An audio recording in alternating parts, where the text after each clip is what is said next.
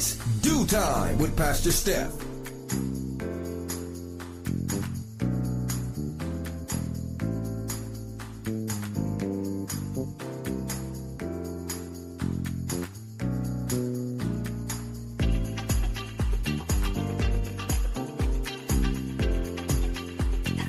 Good morning, good morning, good morning. Rise and shine. You're on with this Due Time with Pastor Steph.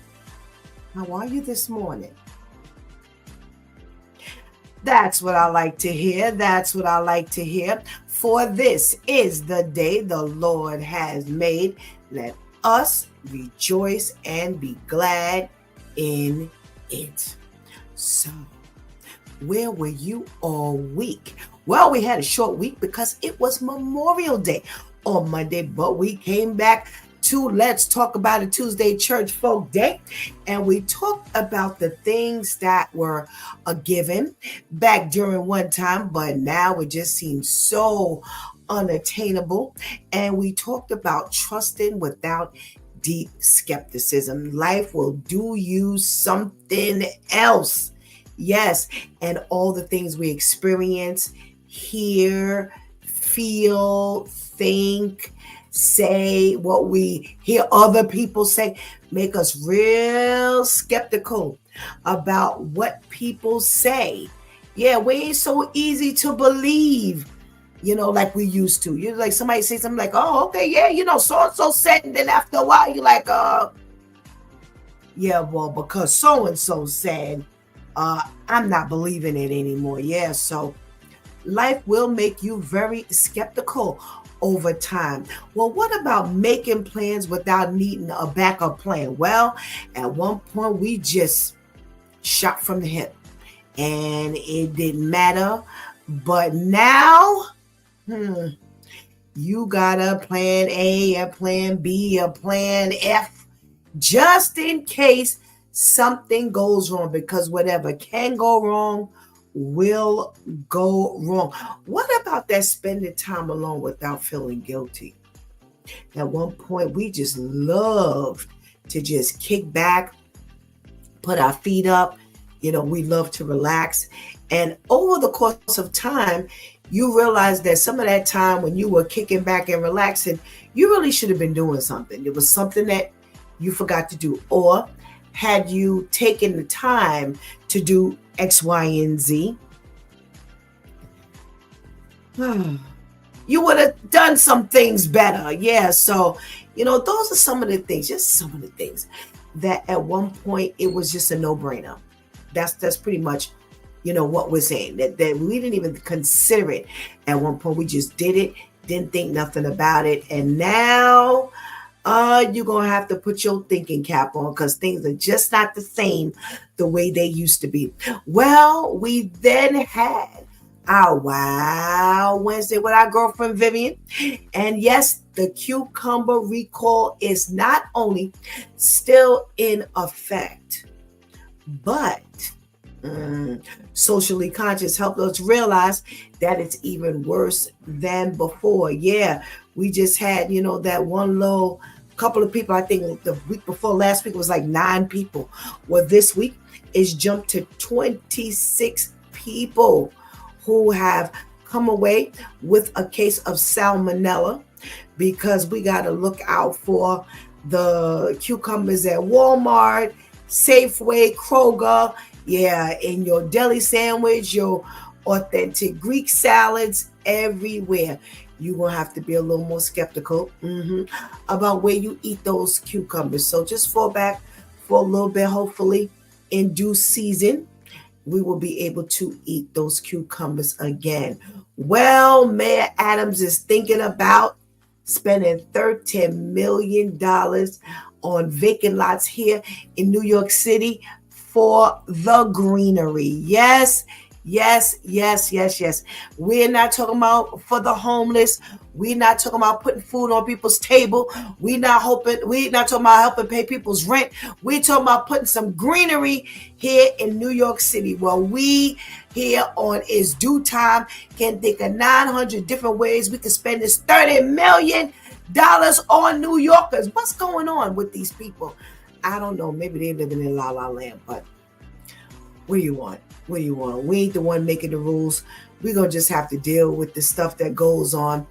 But yeah, keep that up in prayer that 30 million gets reallocated real quickly.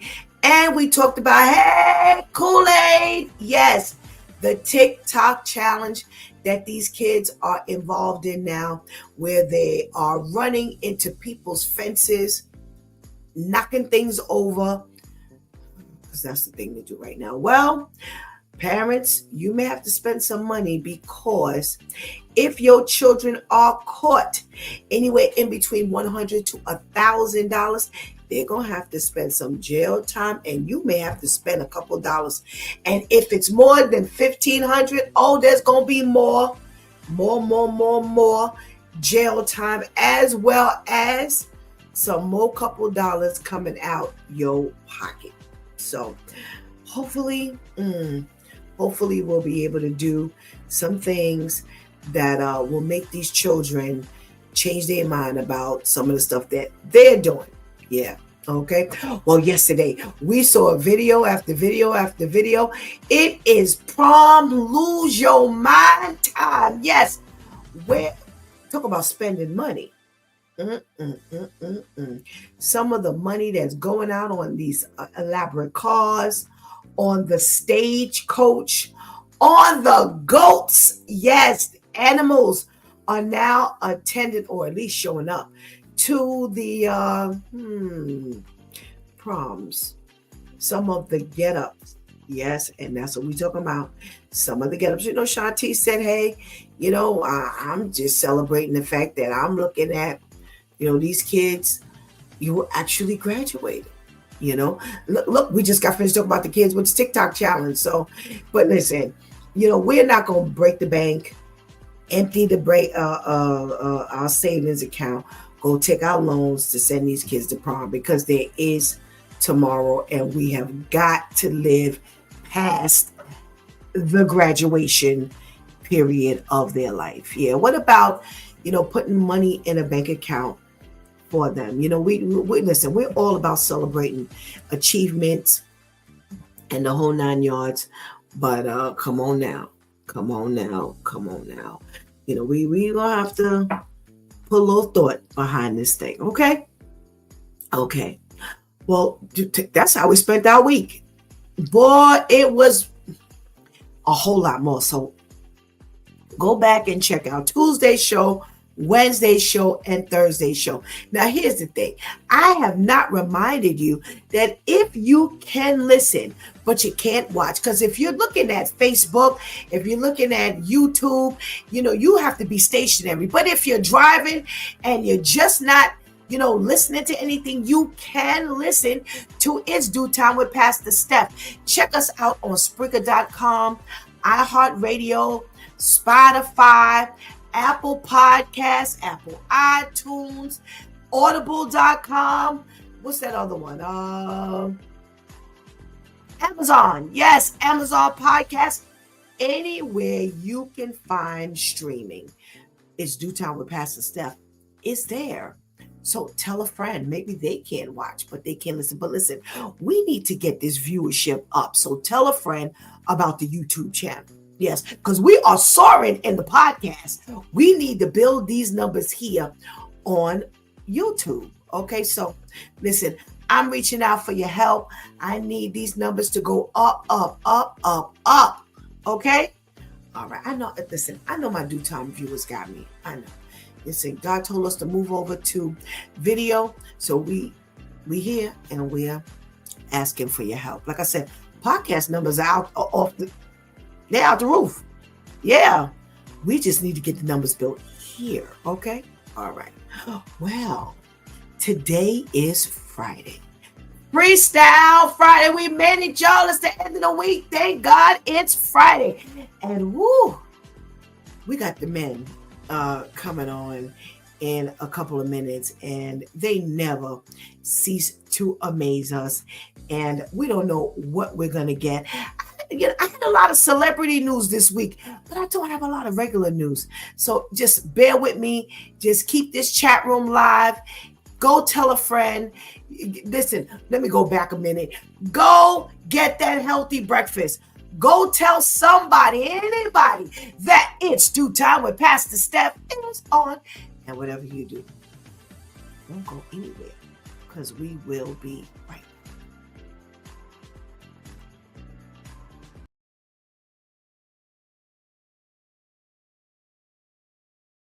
back. After waking up, activate the internal organs. 1 glass 30 minutes before a meal helps digestion. 1 glass before taking a shower helps lower blood pressure. 1 glass before going to bed helps reduce stroke and heart attack. Your body has the deepest rest between 10 p.m. and 2 a.m. Ginger, cinnamon, and cloves kill the bacteria in the mouth, expel mucus from the lungs, and support your immune system. The plant lavender helps scare away moths, flies, ticks, fleas, mosquitoes, ants, and spiders.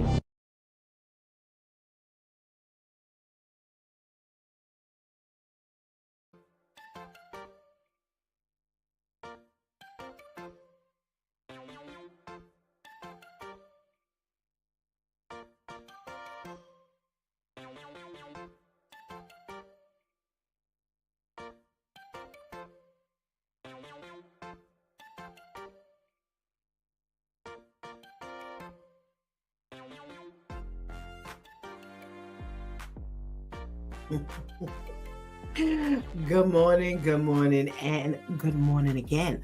Welcome back to It's Due Time with Pastor Steph, and it is Freestyle Friday, y'all.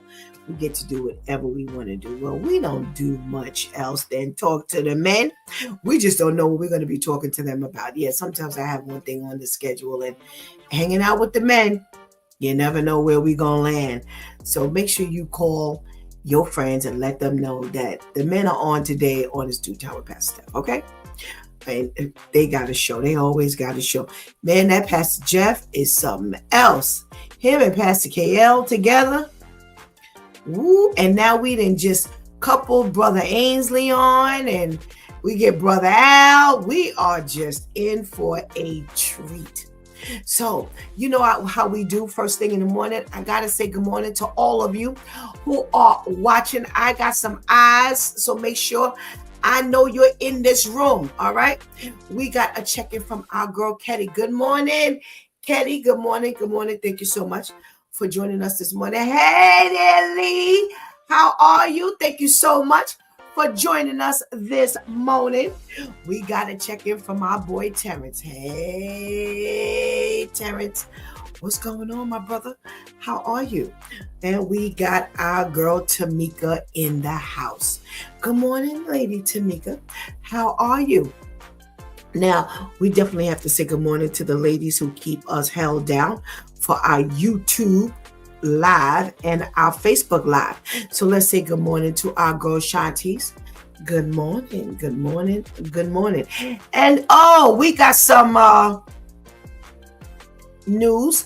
Our girl Anika is not feeling well late last night. She was in the ER. So we are sending up prayers, and more prayers. Put in that chat room. We're thinking about you and we're praying for you, Anika. Listen, you love It's Due Time with Pastor Steph. If it wasn't for Anika, we wouldn't be on. All right? Yes. She was the one who trained Shantice. Yeah. So make sure you send her some love. Listen, send Anika some hearts. I'm sure she is going to love to see your hearts. Okay? She needs them. She needs to feel better. She needs to know that we're here and we are loving her and definitely missing her on today. Okay? All right. So I'm looking forward to seeing those hearts. So make sure you just, send her some love. Okay? All right. Well, as I said, today is our celebrity day. And I got a couple of lists going on here. So let's see how much time we got. Wow. Oh, look at the love coming through the chat room. All right. See, I knew my due time viewers would show some love. All right. Thank you so much. Thank you so much. So, with The Chi coming back on to Showtime, Paramount channel, network, whatever. Yeah, they're partners now. There's no more Showtime by itself. You didn't know that? No more Showtime alone. They have now partnered with Paramount Plus. And The Chi is back. Yeah, have you checked it out? Well, listen, hopefully, and God spares, next week, Thursday, we'll be back with My Two Cents. And we got some stuff to talk about because remember, we got the My Two Cents Awards.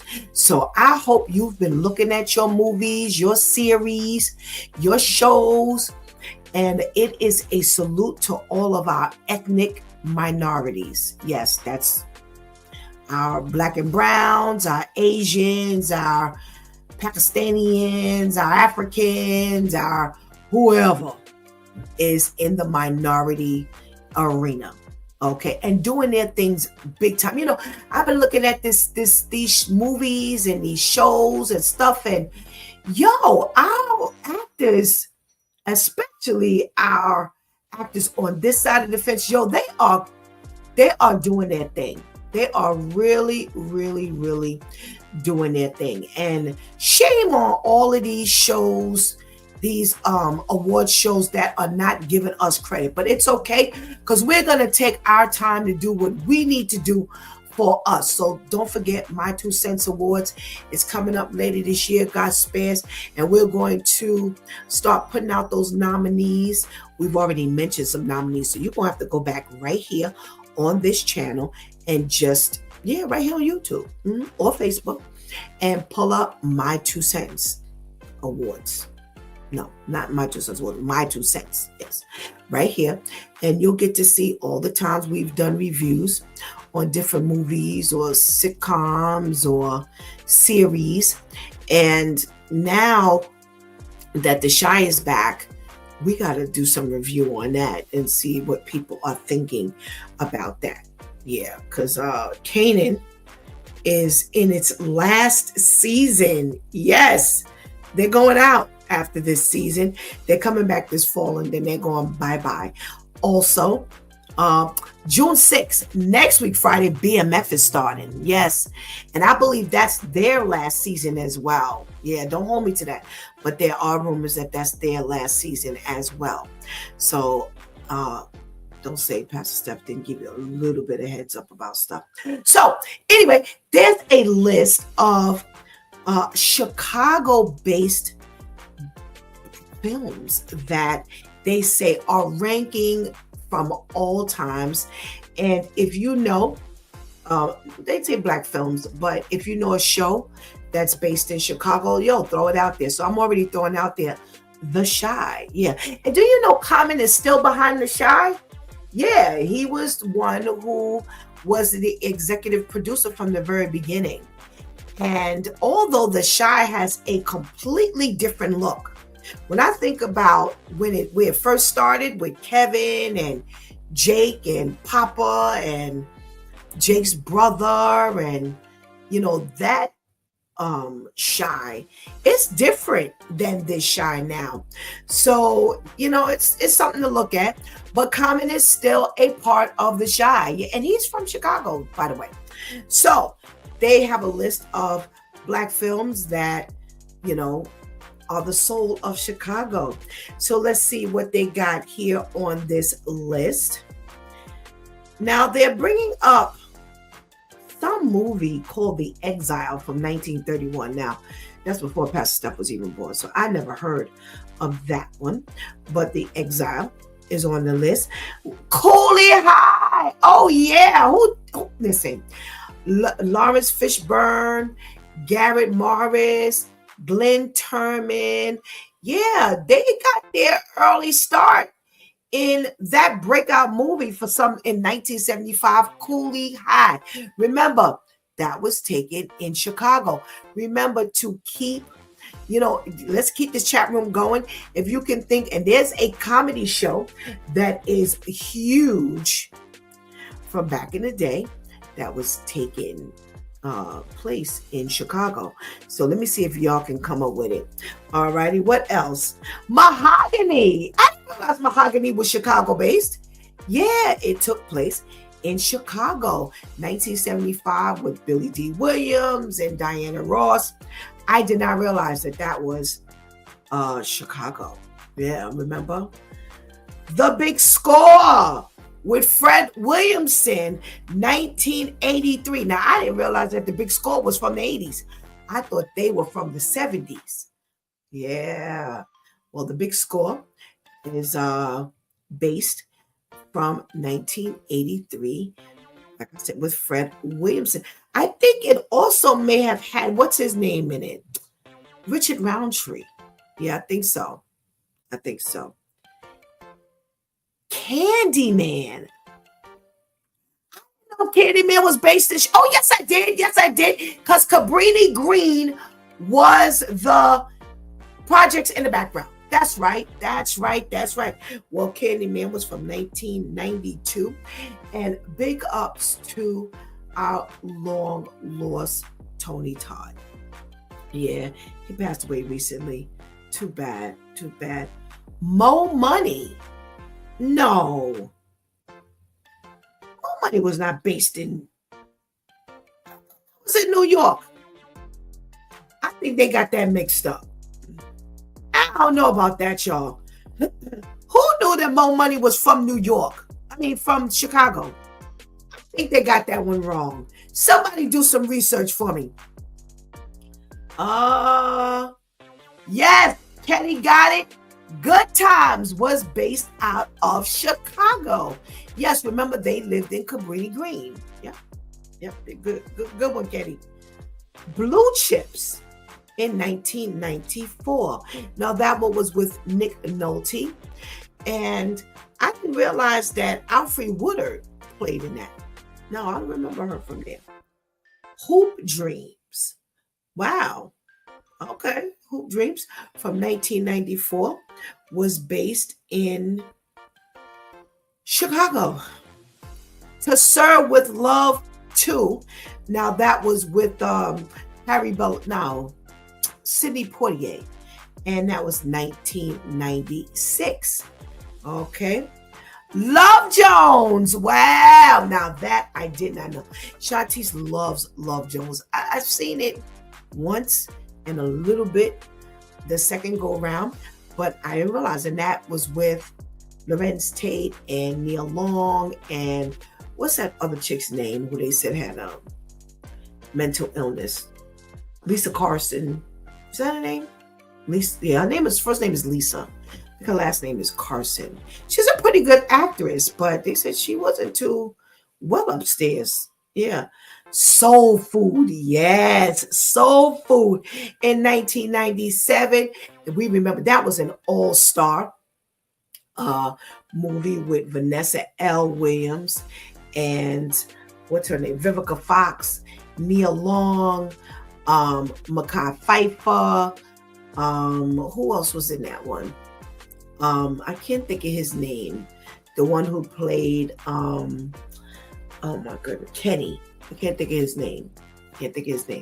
Michael Beach was in that one. Babyface, Casey and JoJo, After 7. Yeah. So they were there. Down in the Delta. I didn't realize that was based in 1998. Was based in Chicago, 1998. That one was also with Alfre Woodard. Holiday Heart. Wow. I didn't know if that was Chicago. Yeah. Chicago.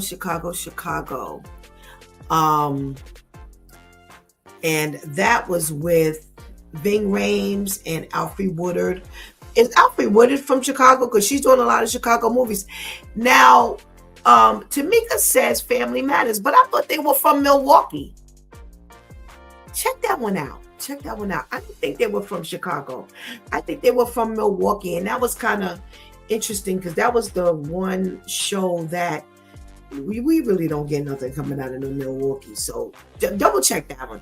Double check that one. I could be wrong. Hardball, 2001. It sounds vaguely familiar, but I'm not familiar with that one. Barbershop.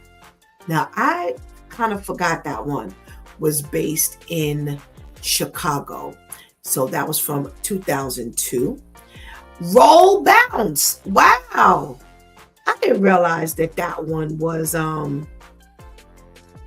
Chicago based in 2005. That was with Bow Wow and what's his name from Moesha. Oh, Shantice is confirming. Go ahead, Tamika. That Family Matters was in Chicago. Wow, I thought that they were like off somewhere. Why did I think they were in Milwaukee? I don't know. Okay. All right. Well, Roll Bounce, 2005. South Side with You. Yes. 2016. Remember, that was with Tika Sumpter. And I can't think of the other guy's name who played Obama. That was about the Obamas. Yes. Okay. Judas and Black Messiah. Yeah. That's the guy from I hate that movie. 2021. Judas and Black Messiah. Okay. We Grown Now. 2023. I never even heard of that one. Wow. Okay. So we got our movies and our shows that were taken and based out of Chicago. Alrighty. Wow. Mo Money was filmed in Chicago. Okay. I just thought that they were in New York. All right, well, thank you. Y'all taught me something this morning. Hey, Miss Charlene, good morning. Thank you so much for joining us. We are happy to have you on. Yeah, so, wow, The Shy is joined by quite a few different shows. All righty. What else are we talking about today that has to do with our celebrity news? Oh, okay. We talking about Jaheim this morning. Now, I don't know how many of you have seen pictures of Jaheim. And yeah, I ain't living without you, Jaheim, and put that woman first. Jaheim, he looking real whipped these days. Well, he must be in some type of distress because they say that he's in trouble for his alleged treatment of dogs in his care. So they have him from earlier this month in May. He is down for 6 counts of animal cruelty. Now, they say that he has been accused of not providing enough water, sanitary conditions, and ventilation to his 6 dogs. And he's got several pit bull terriers, a French bulldog, and a hound mix by the names of Tweet, Tip, Taka, Tink, Timber, and Tanger. And he has not been treating them well. And they said he was actually arrested and released the following day from Fulton County Jail. And I don't know where he's based out of. Yeah, I was trying to see where he's based out of. But they're saying that this is not his first time. Yeah.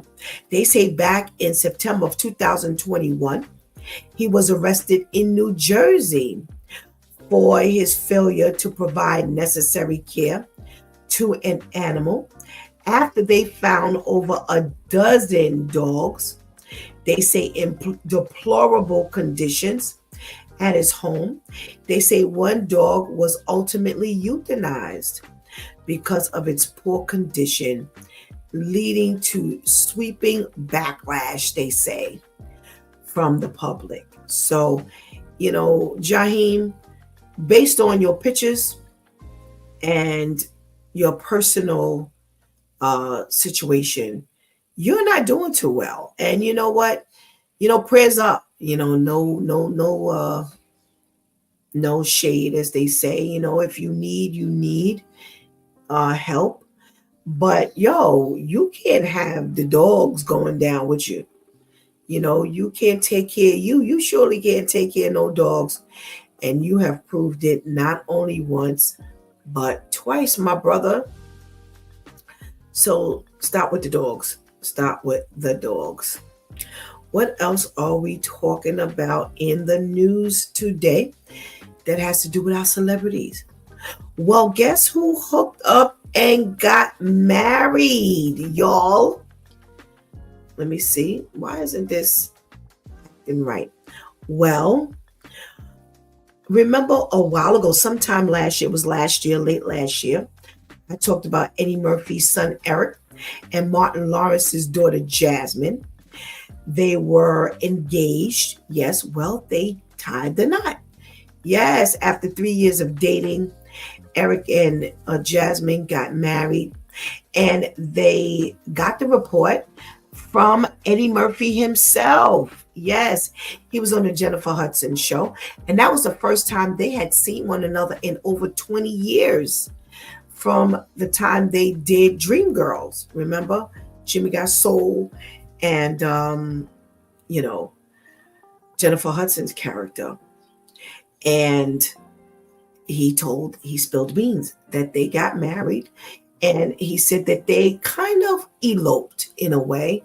They did not have the big wedding. And, they had been teasing one another. Martin and Eddie had been teasing one another because, the girl's dad needs to pay for the wedding. If you go back to tradition, and Eddie Murphy said, Martin, this one is on you. Well, they saved both dads some money because they did get married in the church, but it was just the two of them. Mm-hmm. They said they may have like this big party, to celebrate later on, but they did it. My prayer is that they stay together and they have a happy marriage. They are 35 and 29. Eric, Eddie Murphy's son, is 39 and Jasmine is 29. So again, congratulations, and really hoping that they are good together. Yeah. Well,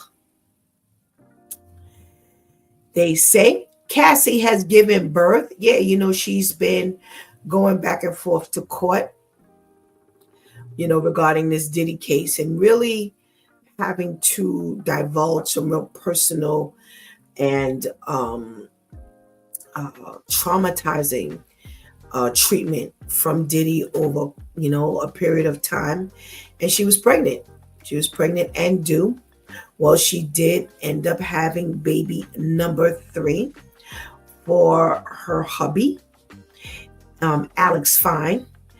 And they welcomed a son. I believe they kind of got this little thing going here. But yes, I believe she had a boy. And they say that mom and son are doing well.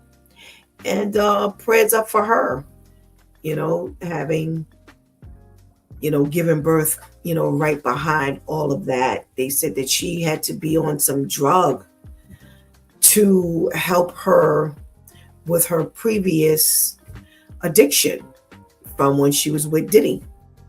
So hopefully and prayerfully, they are both doing well and they are staying well. What else are we talking about in the news today? Let's see. We've got our Pastor Jamal Bryant, who is responsible, for pushing that Target boycott, from when they dropped their DEI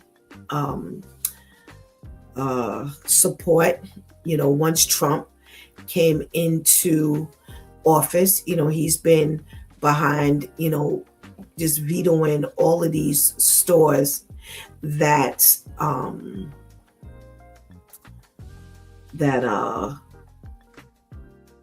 have not supported us any longer since Trump got into office. Well, he's calling for a Dollar General boycott.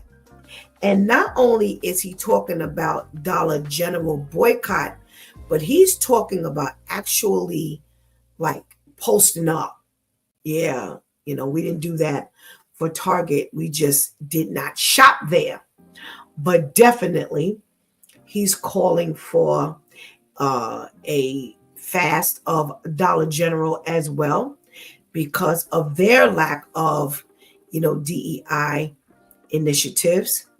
And he's saying that one of the things about Dollar General that a lot of us probably are unaware of, they said that Target don't hold a candle to Dollar General. They said Dollar General is pulling in more black dollars than Target and Walmart put together. Yeah.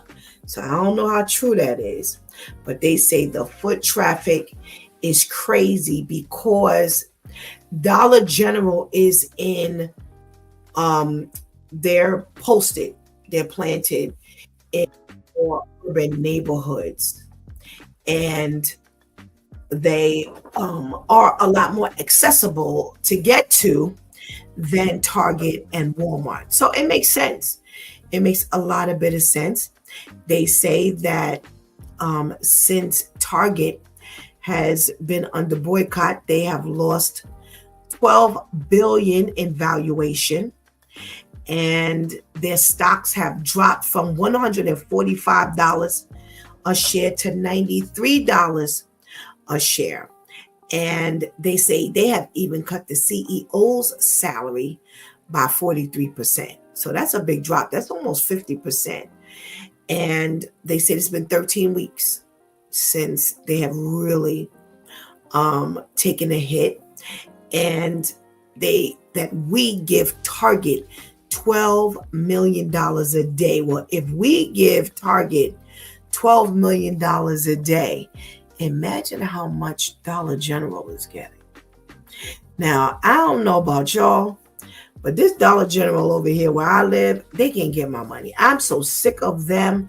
When they were Family Dollar, I don't understand. And maybe somebody can help me get this. And maybe I can ask, one of our resident people here. Why are you always unloading during store hours? My thing is, y'all might as well put the carts up because you can't get the carts through the aisles. Because all you got in the aisles are all your inventory. Why you can't open up overnight and get this done? And I went in there it's been maybe 2 weeks now. Yeah, 2 weeks on a Friday, I believe, or Thursday. It was toward the end of the week. And baby, when I tell you the one line with one register open was from the front of the store all the way to the back of the store. I left the cart and walked out. Listen, I'm disabled. I can't stand up for no 45 minutes waiting to buy no little garbage that I had in that cart. Yeah. So I'm sorry. Y'all deserve my money. And it's ridiculous. It's ridiculous. Do they handle people in the other neighborhoods like this? So I need to ask some questions today. But like I said, they are targeting Dollar General because they are another one who has failed us. And they said that Target and Walmart combined don't bring a penny to anything like Dollar General. So we'll see. We'll definitely see. We got to check in from our girl, Vivian. Hey, Vivian. We got to check in from AJ. What's up, AJ? Good morning. Thank you so much for joining us. What else are we talking about before we get our due time crew on with us this morning, our men? And we're talking about, nope, sorry, that was the wrong one. That was the wrong one. Okay, we're talking about, yo, I vaguely remember us doing a story like this. I don't know if this is the same woman because she has lost a lot of weight. But yo, the South African woman, we did do this story, who sold the baby. Yes, she is a little girl and 6 years old. And she was arrested for selling her little girl. And I remember us doing this now even more. Her little girl, Jocelyn. And it was her along with two other men, her boyfriend, Jacqueline, and their friend, Stefano. And they were snagged for kidnapping. And remember, they never could find the little girl. They were it was kidnapping and human trafficking. And they all got life. They've been sentenced. All three of them got life and 10 years for the kidnapping. But they have not found the baby. No. And this here, I remember when I opened it up just now, I remembered us talking about it. And the thing that was so horrible was they sold her. Remember, it was only $1,000. They sold a little girl for $1,000. And they say they sold her to like one of these traditional healer people who wanted the little girl for her body parts.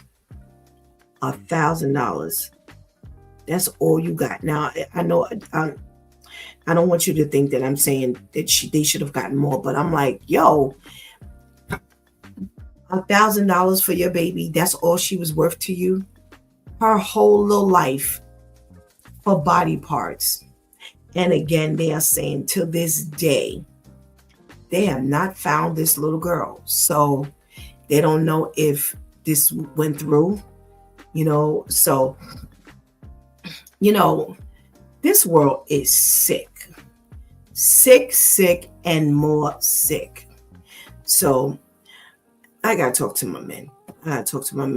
I see my brother Ainsley is on. Let's say good morning to our brother Ainsley. Hey, good morning, brother Pastor Ainsley. Steph. Good morning, Pastor Steph. Good morning. How you doing? Well, how are you? I'm okay, thanks. How are you? I'm coming along all right. Thank God. Up this bright early Friday morning. Well, I so thank you for joining me because I know you are not the early bird. So I'm so appreciative here for you, girl. that you have decided to. Thank you. I so appreciate you. Well, brother Ainsley, we have some stuff to talk about. Well, on the latter side of our conversation, we are talking about this boycott of Dollar General. And they are saying that Jamal Bryant is leading the pack on this boycott for Dollar General. He's saying because they have also failed us when it's come to their DEI initiatives. And they bring in more money than Target and Walmart put together because of their plant. They say they are within a certain amount of feet in every location. So they're a lot easier to get to than Target and Walmart. So they get a lot of foot traffic from the hood. And they definitely are making a lot of money. Now, here's the thing.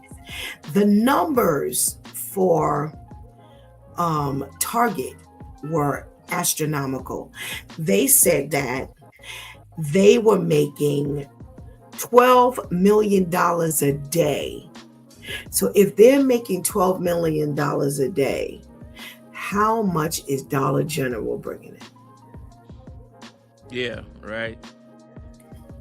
Right. So what's your thought on this whole let's boycott? Now, not only that, before you start, they're not just talking about boycotting like we did, well, for Target.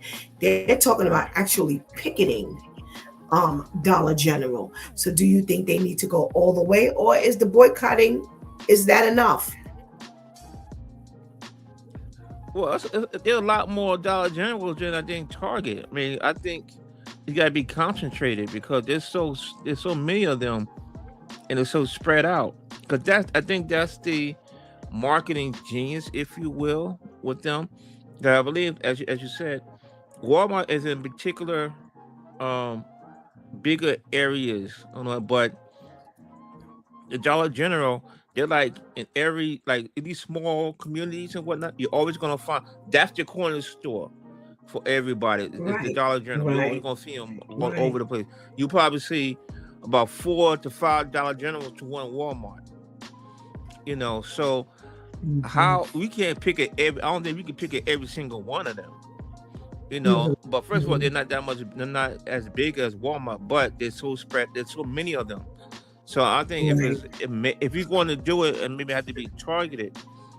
But I like to know what the objectives are with the boycott. I mean, what is the benchmark for us to say, okay, all right, they changed their ways, their patterns, they put back DEI. At what point are we going to say, okay, we're not going to do this anymore? You know what I'm saying? With Target, I know we hitting the number, they're losing money. But at what point are they in the clear? You know what I'm saying? Are they making any restitutions, or what are they doing to, say, okay, listen, we sorry, our bad. Let's do what we're supposed to do. So I'm curious to see what Jamal Bryant is doing as far as Dollar General. I always say the only way you got to make change, you got to hit the pocket. Always got to hit the pocket. And so if you got to hit the pocket, like, hey, we hit the pocket. So, but I think actually boycott making a Dollar General may be more difficult than the Target. Yeah, you're right. You're right, because if this is our local store for some neighborhoods, they're gonna need that a lot more than people needed Target. Yeah. So you're right. It's gonna be a lot more difficult. I like the will is there, though. We'll make it happen, though. We'll make it happen. Yes. We gotta check in on a side note from our girl Sherry. Good morning. Where you been, girl? It's good to see you. Thank you so much for joining us. I like your question in regards to, okay, so what's our benchmark? What are we ultimately looking for? How far are we going to take this? Because if you're saying that their stocks have tumbled from $145 down to $93 a share, if you're talking about they've lost $12 billion in valuation, if you're talking about their CEO had a salary cut of 43%, what exactly are you looking for? Are you looking for them to go bankrupt altogether? Are you looking for them to come back and say, like you said, we're sorry, we're going to put this DEI initiative back into effect? I haven't heard that either. So, are we just going to start looking on the list and saying, okay, well, let's boycott this one, and how about this one now? Are we, what's the goal here overall? You're right. I think it's targeted for Target. I believe I stand to be corrected. Like Jamal, it was the reason why it was Target. Like for example, they have Target stores in all our colleges, but none in the HBCUs. So that's one thing. All right, listen, you're taking our money. Well, appease us. Bring us, have your shops in our HBCUs and whatnot. Oh, okay. Number one, stuff like that. There was amount of money after George Floyd. He was supposed to commit to certain community organizations and stuff like that. and they stopped doing that. Okay. So restoring what you going forward with your commitment in the first place. It might be one of the benchmarks. You know what I'm saying? So okay. You know, I didn't hear about that. Yeah. Oh, okay. Well, let's see what happens. Let's see what happens. Let's see what's going on. Yeah. And let's see if they turn this thing around. All right. We're talking about this South African mother, her boyfriend and a friend who sold her little girl for $1,000 supposedly to one of those traditional healers for her body parts. And they still have not come up with the little girl. She has not turned up, surfaced, or anything. And they have just been sentenced. All three of them have been sentenced to life, as well as 10 additional years for the actual kidnapping charge. And the saddest part about this is where it ends, Ainsley. This is, what do you do after this? You can't get them to talk. You can't get the little girl to surface. They've been sitting in jail. I was trying to see how long ago this happened, because I do remember us talking about this particular story. Oh, okay. They say she went missing in February of 2024. So she's been missing pretty much almost a year and a half now. Still has not surfaced. And they have all been convicted and sentenced. So this is where it ends. What do you do after this? Oh man, all you can do is just pray for. Well, she's probably gone at this point. I mean, unfortunately, and that being the point, it sounds like a witch doctor or something like that. They're gonna take these child parts, body parts. It's not good. So she probably gone already, unfortunately. Yeah. And I didn't hear about this. I hate to hear about stories, with crimes and things of this nature against children, because they're so innocent, and even if they live through some of this traumatic stuff, it's a lifelong it's gonna be a lifelong issue with them, trauma with them. Right. So right. At least these people got life. So I mean, like, plus 10 years. I mean, the plus 10 years is like after you die, you still can't get out for 10 years. Yeah, right. I mean, that's it. Yeah, but I mean, what this happened in South Africa, or is she just a South African woman? No, I believe it happened in South Africa. Yeah, all right, yeah, strictly go to jail. Yeah, in Cape Town. Go to jail, and I would almost dare say in that time frame, your lifetime in jail need to be hard time, not just casual time, like your liberty just restrained. Hard time. I mean, maybe you got to make a point, particularly crimes against children. And then that you going to jail, but you want to go to jail and do some hard time with it. Absolutely. Like, here in the U.S., there's an honor, certain honor amongst, crimes against children. Oh, you're gonna get yours when you go to jail. Oh yeah. You find out you did some, crimes against the children and stuff like. Oh man, it's an unwritten rule. Yeah. So, hate to say condone violence, but I mean, like, hey, if you're over there, right? The little girl got whatever she got. African brothers and sisters over there, you know what you gotta do. Handle your business. Okay. Oh my goodness. Thank you so much for joining us this morning. Oh, we got our Pastor Jeff on the line. Let's say good morning to Pastor Jeff. Good morning, Pastor Jeff. Good morning. How are you?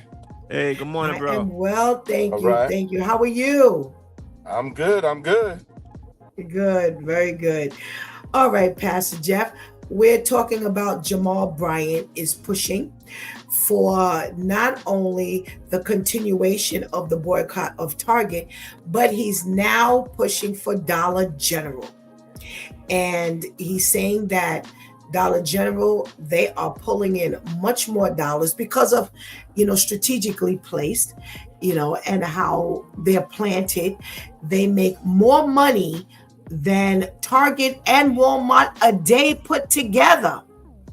And they have already clocked that Target brings in $12 million a day, or at least they used to bring in about $12 million a day.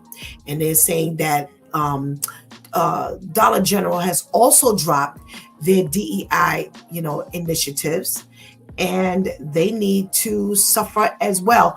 But not only is he talking about boycotting, he's actually talking about picketing Dollar General. What's your thought? Should we go all the way with Dollar General as well?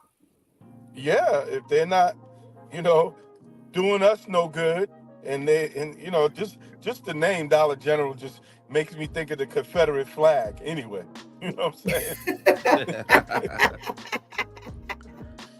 So if they're not, if they're not for us, let's be against them. I'm with it. I'm with it. All right. They ain't a dollar no more anyway. I'm just curious to that went out the window. What is Dollar General looking like in your neighborhood, Pastor Jeff? It doesn't hardly have anything in it. It's looking raggedy. It's looking scarce. So I don't know what's up with it. And things aren't $1. Okay. Brother Ainsley, what is your Dollar General looking like these days? Actually, it's not bad. I gotta say. Like when I'm in Brooklyn, the Dollar General close to me over here, it's not bad. It's not bad. And when I'm in Atlanta area, Georgia area, the one close to me there, I know at some point it be looking bare. It be looking bare. But it's not as bad as I know most. I've been to a couple. I'm like, yo, why are you even here, man? What's going on? Okay. Okay. Like when they start go low, they go low. It's like, like they gotta go almost like completely bare before they get a shipment in and stuff like that. Wow. Okay. Okay. Wow. Woo. All right. I got some questions to ask our Pastor KL regarding these Dollar General stores and things like that. Oh yeah. Yeah, I have some questions. But Pastor Jeff, we're talking about this South African team. Mother, her boyfriend, and a friend. They are responsible for kidnapping her little 6-year-old girl. Last year, in February of 24, they snagged them for kidnapping her daughter. And they said that she sold the little girl for $1,000 to some traditional healer for the little girl's body parts. They have been sentenced now to life life plus 10 years for the kidnapping. And is that enough? But what's the thought? What's the thought? That's not enough. They need to torture them every single day, and they need to get life with no possibility of parole, and they need to be tortured every day for some crap like that. You know what I'm saying? I mean, that's total disregard for life and the life that you brought into this world for $1,000. Come on, man. There should be no reprieve on them. But, we don't believe in torture, but I believe in torture. Certain crimes should be tortured. He said, we don't believe in torture, but I believe in torture. Yeah, you wonder, unfortunately, is life good enough? Because it's like, they don't care. She doesn't care, clearly. So, I wish there was so much more that could be done legally, because this just does not seem to hold a candle to what they've done. It is so sad. Mhm. All right. Thank you for joining us, Pastor Jeff. We're going to hit up Pastor KL and see what he's got to say. Good morning, Pastor KL. Good morning. Can you hear Say me? that I can hear you a little better now. How are you? I'm well. How about you? I'm okay, thanks. I'm okay. We're talking about Jamal Bryant's pursuit in this taking these stores down for their DEI or lack of DEI initiatives. And they are now focusing on Dollar General. And he's like, listen, they make more money than Target and Walmart put together. So let's go after them. And he's talking about picketing, not just boycotting. What's your thought? What do you think the picketing would add to, their grief? Yes and no. I mean, from when I heard about it, I heard that he was just talking about online stuff. Remember, the Family Dollars and the Dollar Generals and the Dollar Tree, they're all in poverty area. You picket, somebody's gonna cross that picket line. At some point, us's are not caring about DEI; they caring about eating, and that's the cheapest place for us to eat. We already had a fight. Not you don't want us to go to Walmart, but now we can't go to the corner store. Yeah, I mean, though I understand why we're doing it, that's gonna be a hard fight for us's. Okay. Brother Ainsley brought out the fact that was their corner store as well. And it does have a different look to it opposed to Target. Now, I got a question. Now, Pastor Jeff says that his Dollar Tree it don't look like anything. I'm sorry, not Dollar Tree, Dollar General. Brother Ainsley says in Brooklyn, they looking all right. But in Georgia area, when they go down to the bone before they get a shipment. Tamika says, my Dollar General has no change. So if an item is $1.05, you just lost $2. And at any moment, you can break your leg on misplaced items in the aisle. I say, I don't go in there anymore. I'm so sick and tired of your inventory being done during work hours. Now, I don't understand with all this money they bringing in, why y'all can't open even maybe one night, overnight, to get this stuff out of the aisles. You cannot push a cart through the aisles. The line is from the beginning of the store all the way to the back of the store. Yo, you don't treat us right. What is going on here? Why are we treated like this? Please help us understand, Pastor KL, what the deal is here. Okay.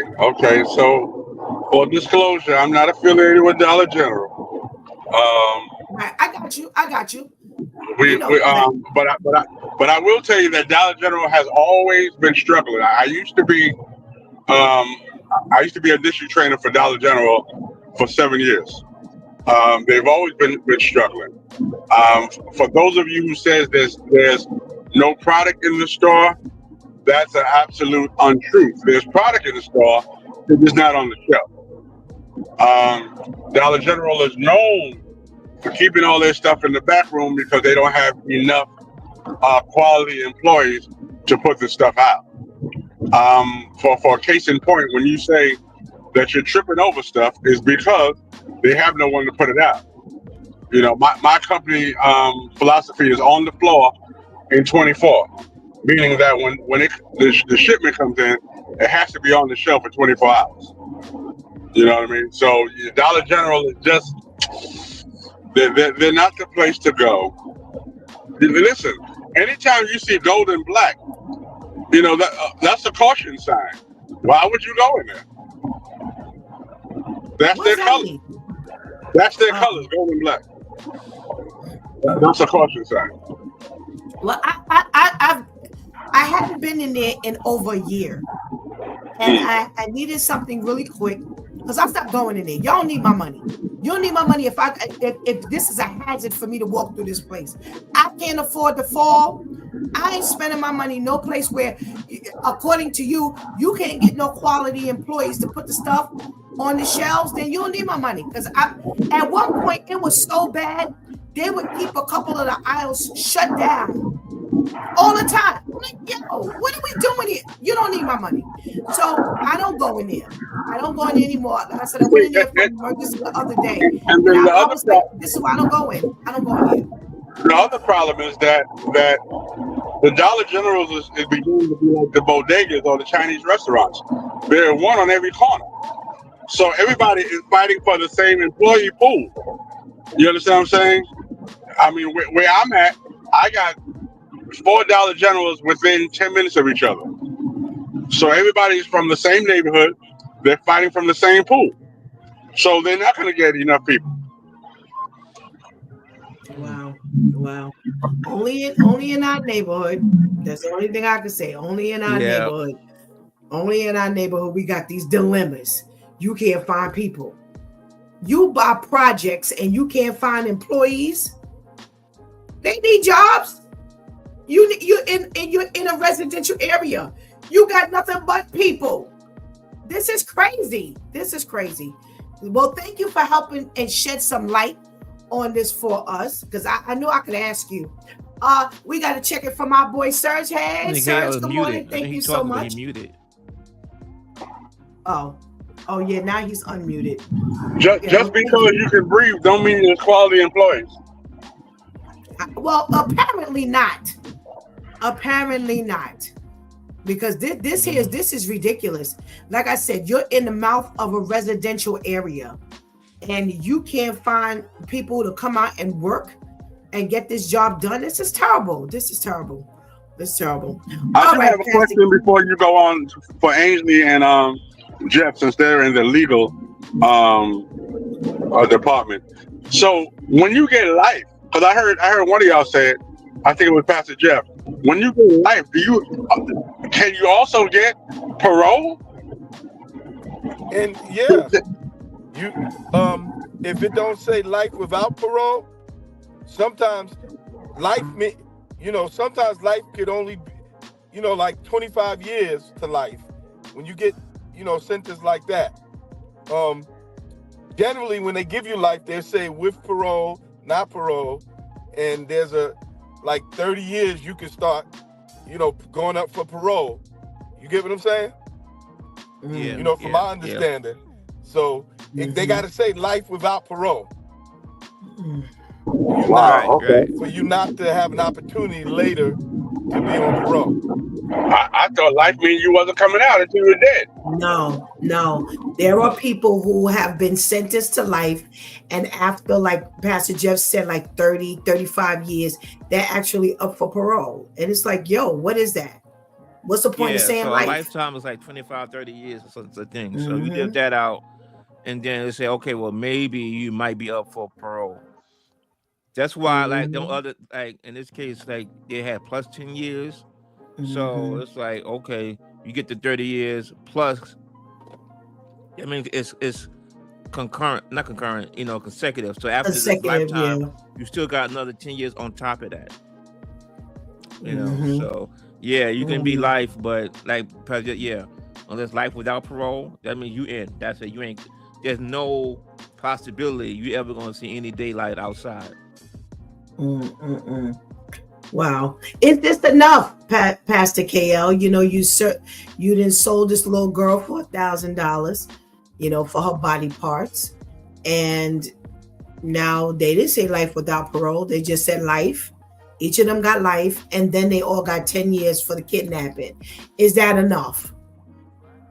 No, I mean, I think they should have life without parole. I mean, we're talking about 30 years and then they get 10 years, 40 years. They might still live for another 2 years. Why? They should be life without parole. I mean, from the explanation, they shouldn't be able to come out. Absolutely.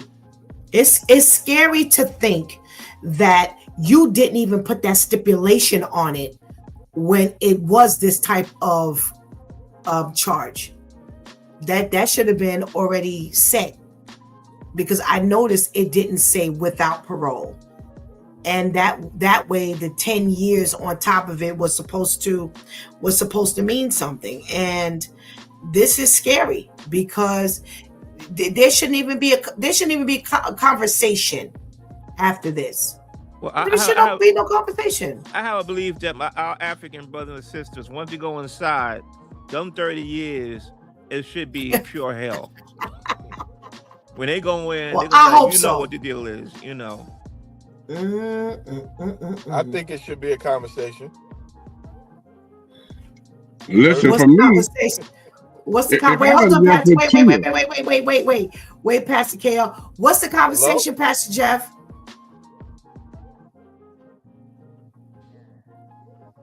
Is Pastor Jeff frozen? All right, we gotta wait until he comes back on. Go ahead, Pastor KL, while we wait for Pastor Jeff. yeah, I was saying that if I go to jail for 2 years, it's gonna feel like life to me. 2 days gonna feel like life.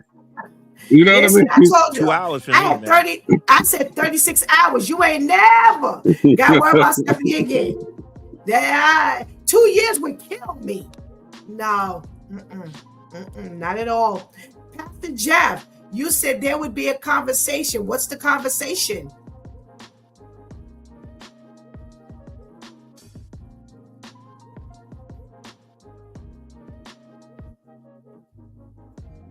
Pastor Jeff, can you hear me? Why is he fixing his glasses and we can't hear him? He can't see us, we can't hear him. He's doing life. He's doing life. He's trying to adjust to the life.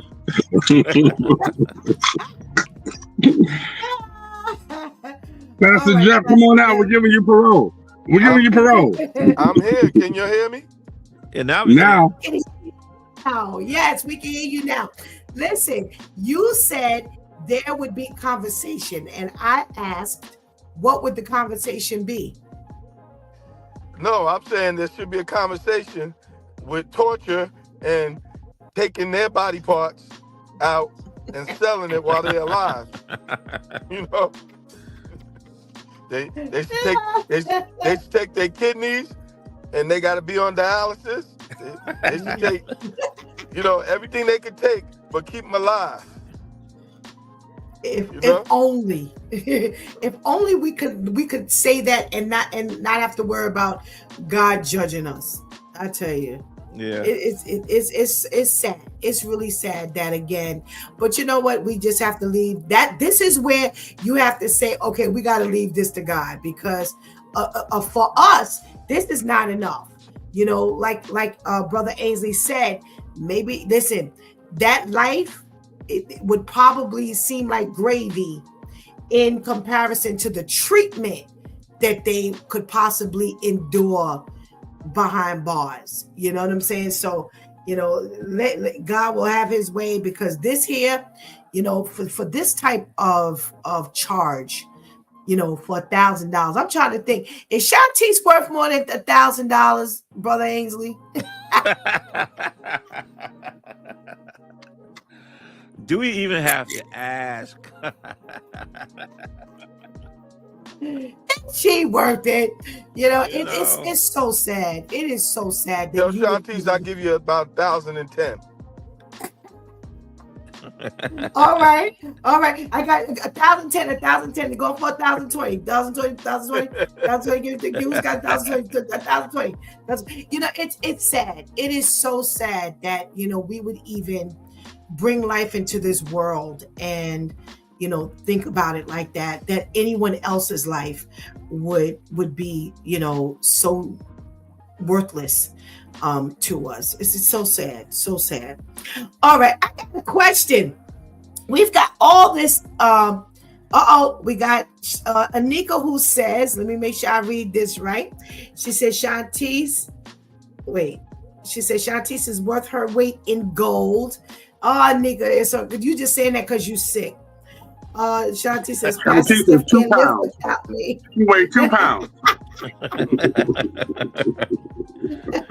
And Tamika says, remember, Shantice is running the show. If you say she's not, She could pull the plug. All right, Tamika, if you say so.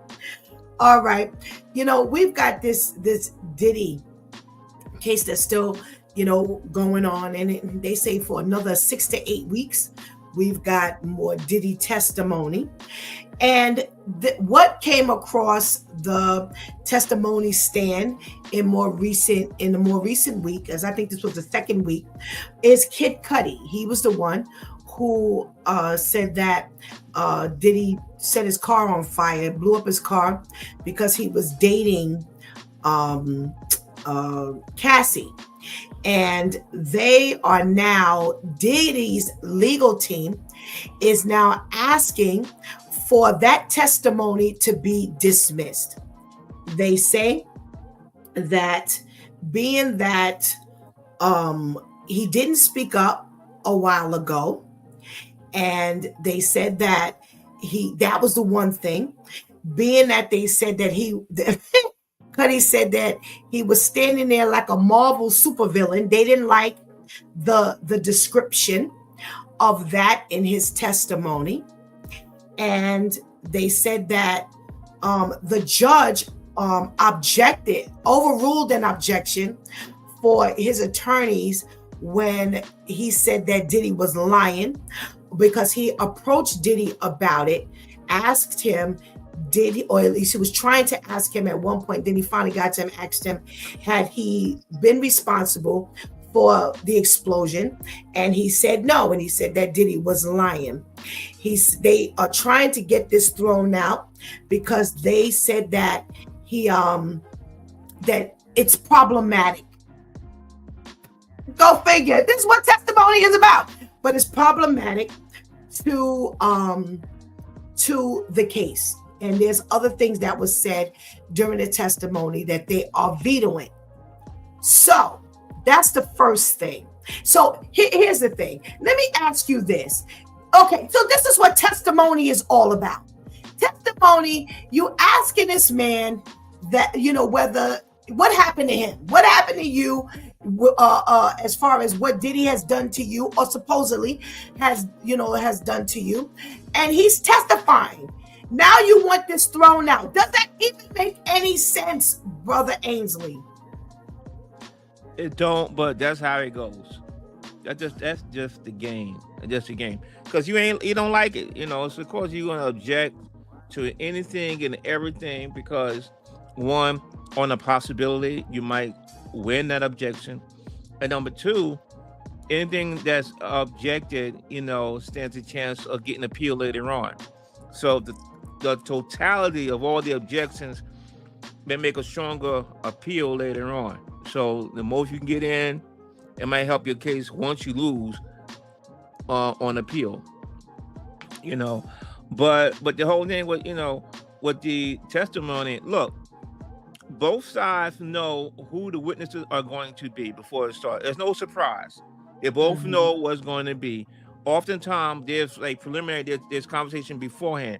So you generally have an idea what the person's up there for, what they're going to be talking about. So to me it's kind of crazy. So then when a person actually gets in the court, gets on the witness stand and testifies, and you're going to be like, no, I don't like it. Like, you don't know, like you never knew it was coming. Right. Right. But it definitely, but that's the whole point. That's why you got, you got cross-examination. Then you question that and stuff like that. And the people who are testifying, it is to corroborate something already. There's a reason why that person is there, as opposed to some stranger on the street. They're offering some kind of support of evidence orally to the charges and stuff like that. So to say that it's problematic, it's problematic to the defense, right? But there's something viable there in the first place. Right. The person that's there. Absolutely. So you got a good attorney. Well, then you do a good cross-examination to make your case, or to belittle that testimony as much as possible. Absolutely. So, absolutely. To Jeff, one of the things that they're saying is the legal team of Diddy is saying that they want this thrown out because it is Kid Cudi's opinion that Diddy blew up his car. And is that enough to get that thrown out? I totally agree with it. I'm angry, with how they allow people to come in with no proof. It was never proven that he blew the car up. He never got charged. But yet you bringing this in to taint this man, but it's not proven that he did it. And truthfully, I wish it would get thrown out because Wow. you're gonna convict a man for life. You try to put him in there for all these years, or for people's opinion, and you swaying the jury to believe this guy is terrible, but you ain't proven. And I only believe that you convict a person of stuff that has been proven. And Well, isn't that why but that's why we're in court. But that's exactly why we're in court. To show proof. But that's not proof. Kid Cudi got no proof that Puff ever came into his crib, that he ever blew up his car. You might really believe he did, but there's no proof. So it should not even be entered in my opinion. They shouldn't allow the prosecution to do that stupid mess. Okay. Pastor KL, this is why we go to court. This is why this is why we're testifying, whether it's opinion and later on they come up with some kind of proof, or whether it's opinion and they never come up with proof. Should this be thrown out? What's your thought? Yeah, for once, in like 3 years, I gotta agree with Pastor Jeff. I think I think it should go out. I mean, it should be thrown out because to me that's hearsay. And what I think is that they believe, they might even know it's hearsay, but sometimes you just want to get it out so the jury can hear it, and it automatically changes their opinion. Even if they throw it out, the jury already heard it. You know what I mean? So somewhere in deliberation, it's still in the back of their mind. And I think that's what they're doing. Okay. Now, it's been said that it came out. Now, for years, you're absolutely right, Pastor Jeff. For years, they have said they have not proven it. For years, he never went to court about it. He's never been charged for anything. But they said that several people have said it came out of his mouth that he would do it. So, Brother Ainsley, isn't that enough to now put out there? I'm gonna put out the counter position. Yeah, because I believe, I finna be corrected. That's the whole point of racketeering, like in the mob and stuff like that. Because it's like you got the big boss.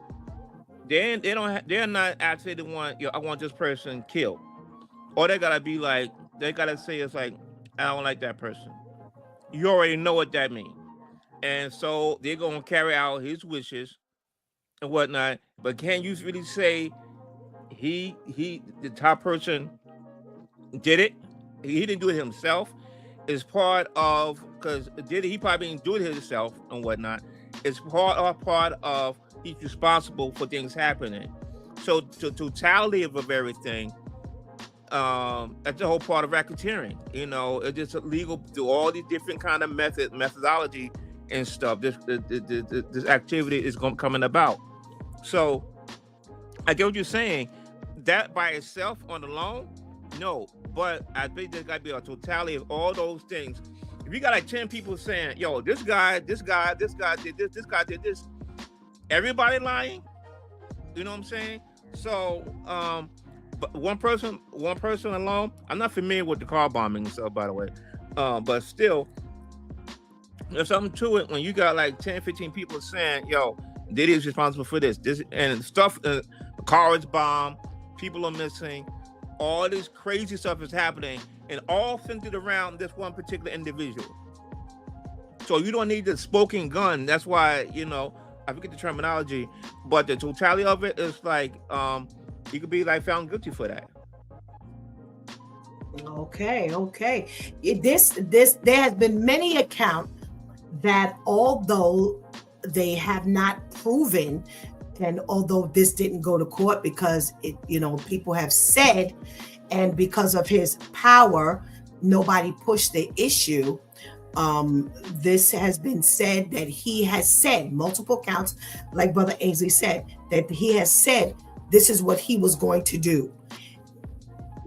Is that enough to bring up in this particular case, Pastor Jeff? Or are you saying it still needs to be left out, even though there are claims that he said it? Isn't this what court is about?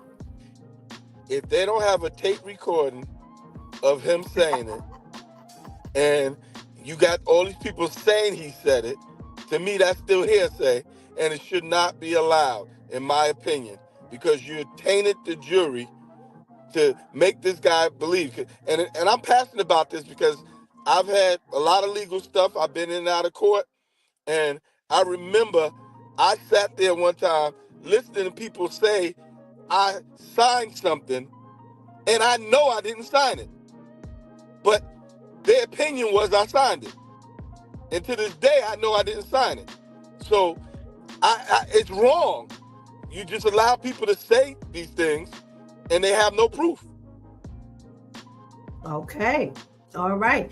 Pastor KL, even though it has been said over the years that this is what he said, taking into consideration that this is what Brother Ainsley said, that the racketeering claim has been based on, this intimidation and things like that. What say you? Should it still not be allowed to be entered into this courtroom? I mean, I don't think so. My father said many times, "I'm gonna push your head through a wall." Many times, and I couldn't. No one would believe me, But that's what he wanted to do at a lot of different times. I just don't think. And again, I'm gonna say again, I just think it's to taint the audience.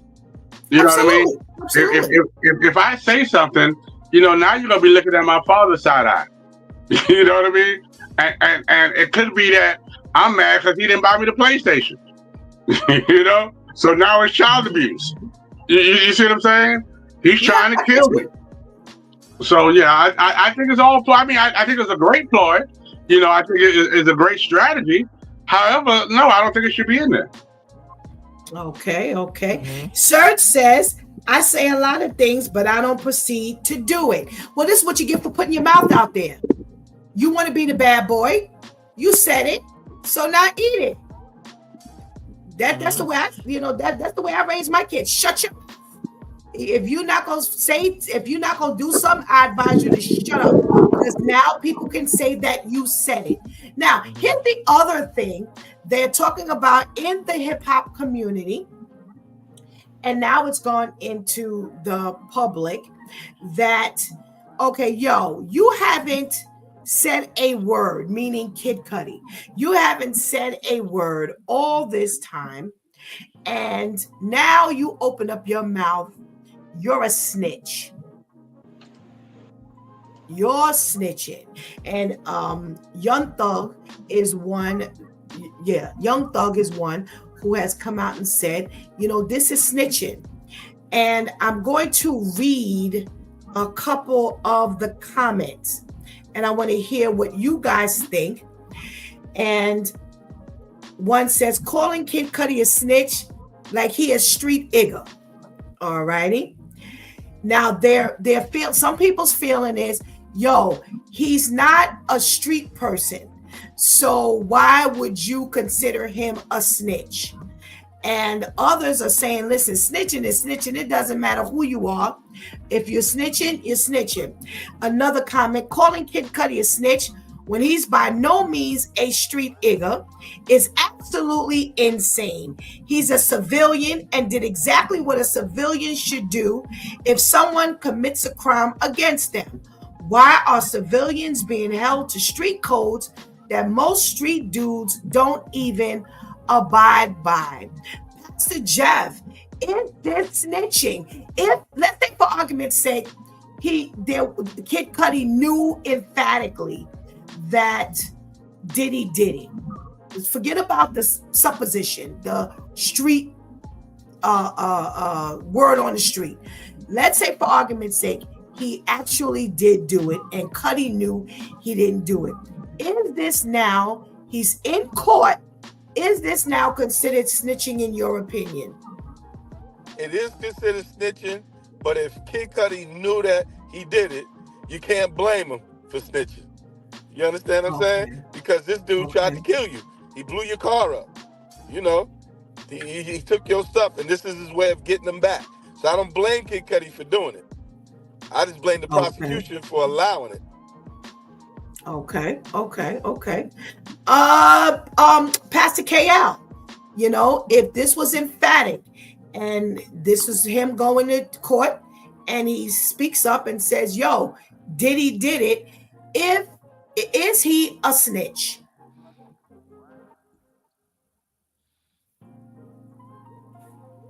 No, if you smacked me, you smacked me. I'm not snitching. You smacked me. We need to do something about it. Now, if I can add on my smacking to your problems, then have at it. Okay. Brother Ainsley, is this snitching? Would it be snitching? To me, no. I know those would consider it snitching, but to me, no. Like you said, if he ain't in the game like that, he abide by certain different rules. So no, I don't consider that snitching at all. You know what I'm saying? I'm not in that lifestyle. I don't go against the code. I'm not with the code. I'm not down with it. So you can call me a snitch, but I'm protecting self. I ain't got nothing to do with that. So in my opinion, no. Okay. Anika says, yes, the case should be on fact and first person accounts. Speculation should not be allowed. There's no doubt he dragged Cassie by the tape. But snitching would say he's telling the truth. Which is it? Shanti says Young Thug must be amongst the ones who are still afraid to go against Diddy. And Serge says it's not snitching if you're the victim. All right, let me read some of the other comments. Kid Cudi ain't a snitch. He's a victim and not a street dude, so it ain't snitching. What Serge just got finished saying. So someone else says, okay, so let me get this straight. Kid Cudi never went to the cops about that man blowing up his car for 15 years until the government called him to testify, which is mandatory, by the way, and he's a snitch? Oh, okay, got it. They're calling Kid Cudi a snitch like he's a street dude. Y'all are so stupid. People calling Kid Cudi a snitch when his biggest songs is Day and Night and is now a professional actor and he's testifying against Diddy. Go figure. Kid Cudi really snitching? You are a loser. Okay. And somebody else says, expecting Kid Cudi not to snitch on a guy who is beating a girl he was starting to date, also went and blew up his car without any consequences because of a genre that doesn't even consider him a proper rapper. Y'all are hilarious. There's been a lot of stuff that's coming out, in this first and second week of testimony. They're trying to snag him for sex trafficking.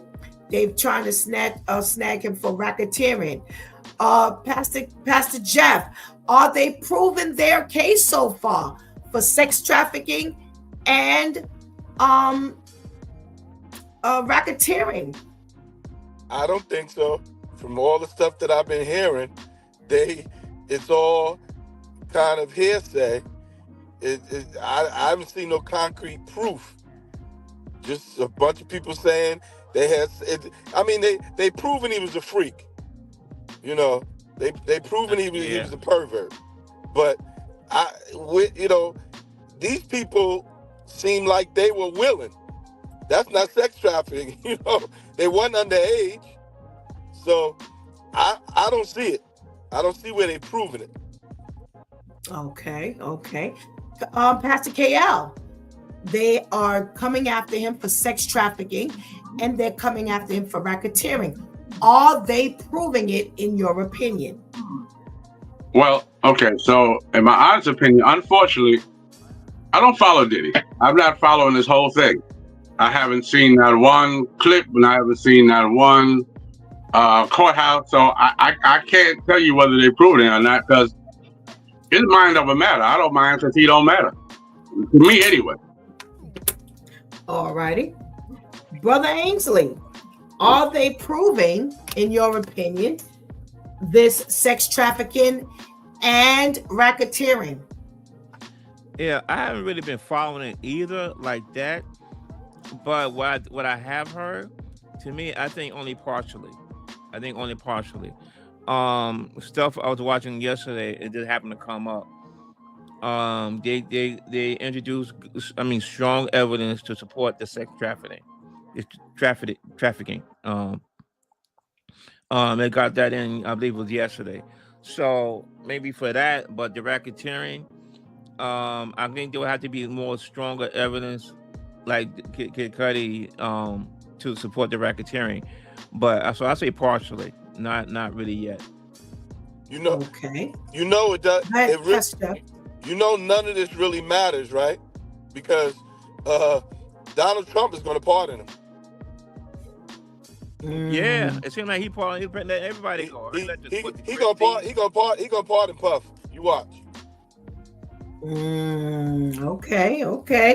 Okay. Serge says street code is if you see something that don't have something with you, it has nothing to do with you, and you say something is snitching. The street code changed over the years, I guess. And Shanti says Diddy is safer in custody. All right. So I see a very strategic move by the prosecution, and I'm not following it either. But you can't help but hear stuff. You can't help but hear it. So I'm not following it either. However, let me point something out, and I'm going to come from an angle of a victim. Sex trafficking. They pull a lot in with sex trafficking. First of all, once you cross state lines, you're done. That's trafficking. All you gotta do is cross the state line. They consider that trafficking. Now, here's a problem with what has happened with him. If they can prove that he intimidated anybody who he moved across state line, that is technically trafficking. One of the domestic violence key components is intimidation, fear, control.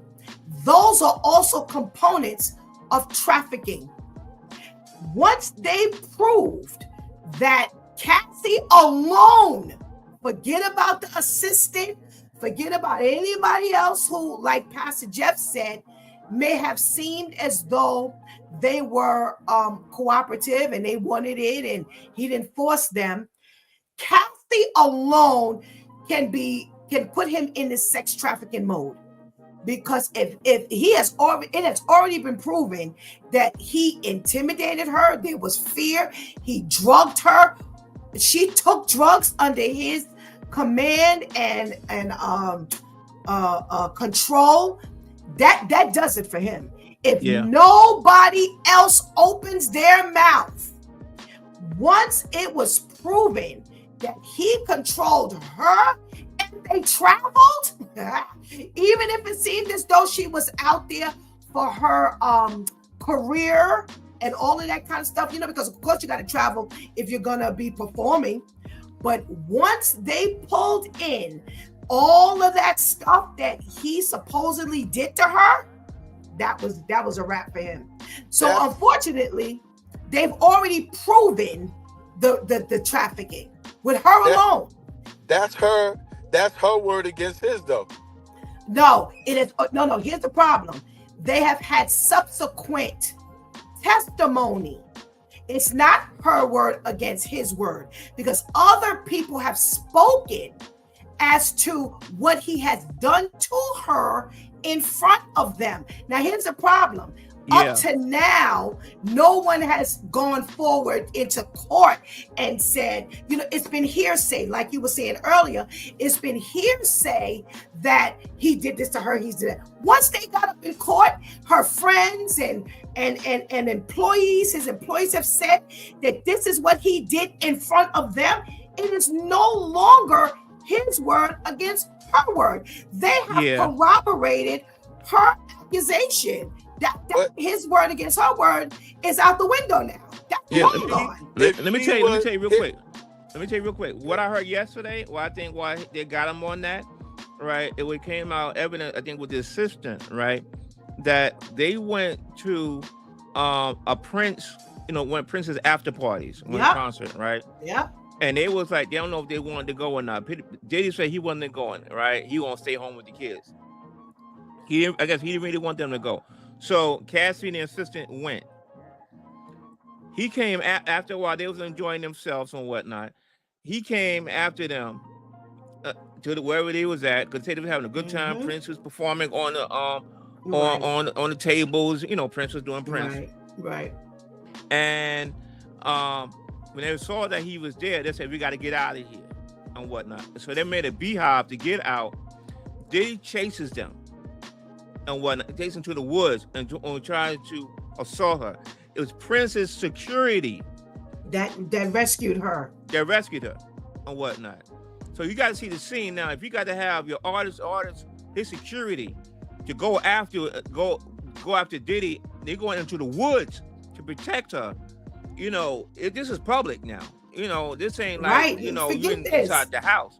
Right. It's open to the public. You know what I'm saying? So whether it's not a police report or not about this, if everybody, you know, if you got Prince's security saying it, who was there, everybody was there, witnesses, they proving it. They're proving it. And what I heard yesterday, it was damning. You know, so it very much was. Right. Well, here's the other problem. The other problem is the tape. You can't get around that. And it was said that the reason why this beat down took place was because she did not want to.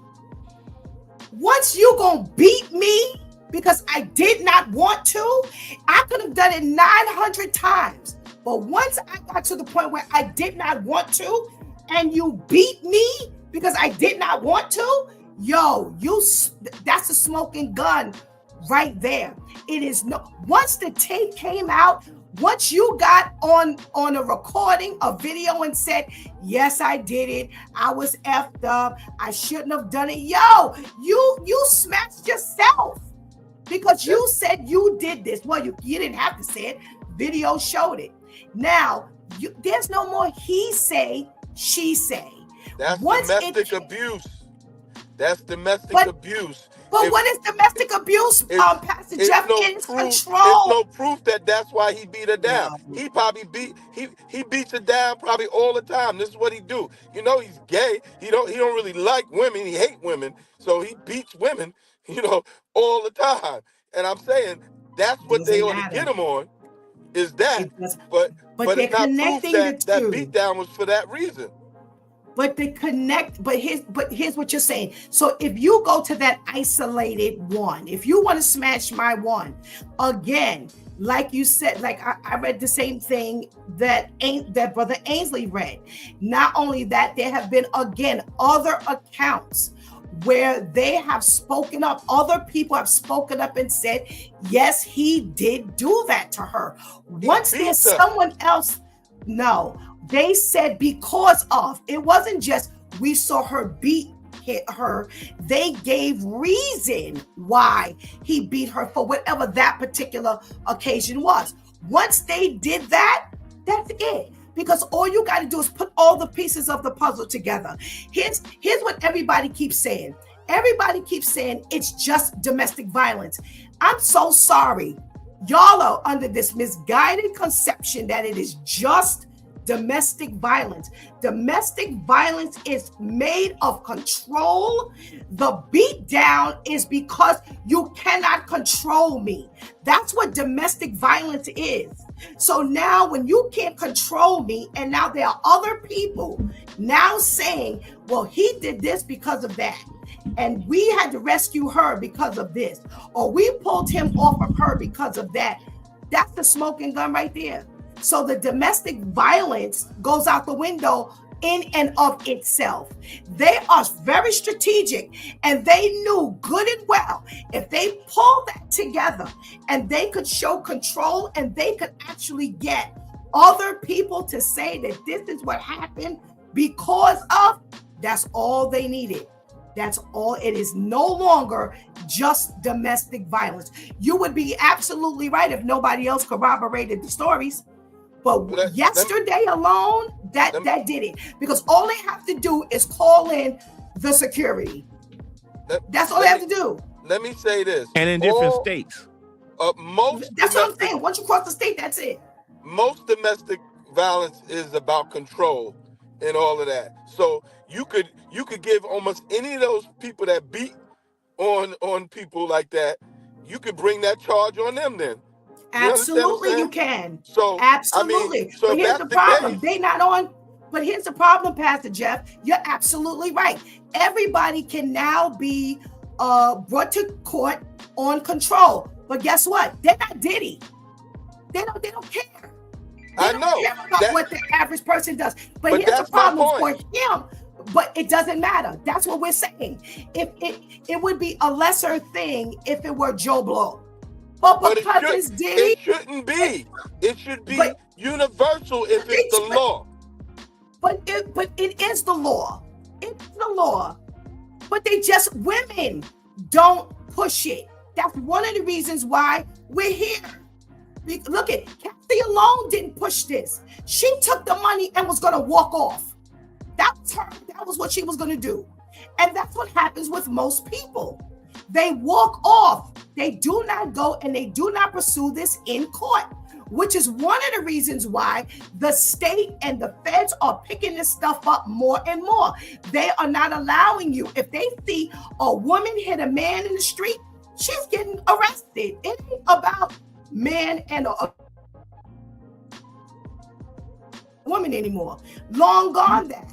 They're going after whoever they visibly see is the abuser. If she had a reason to hit him, but they didn't see him hit her and they saw her hit him, they're arresting her. This is becoming a bigger thing now.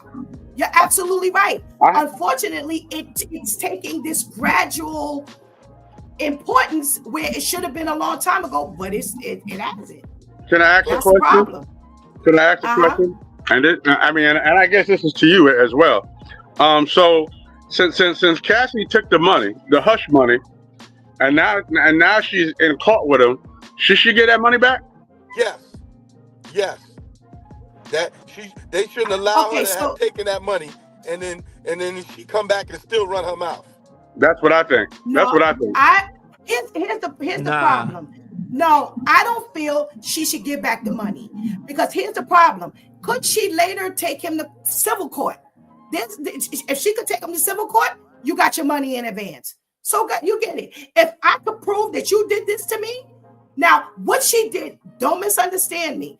I was very upset when she said he did this and all she did was take the money and go. Because you didn't do anything. You did what every average person does. You take the money, you go, shut your mouth, and you go on about your business. She needed to have opened up her mouth a long time ago, but she didn't. I don't think she needs to give the money back. Well, she's for the streets.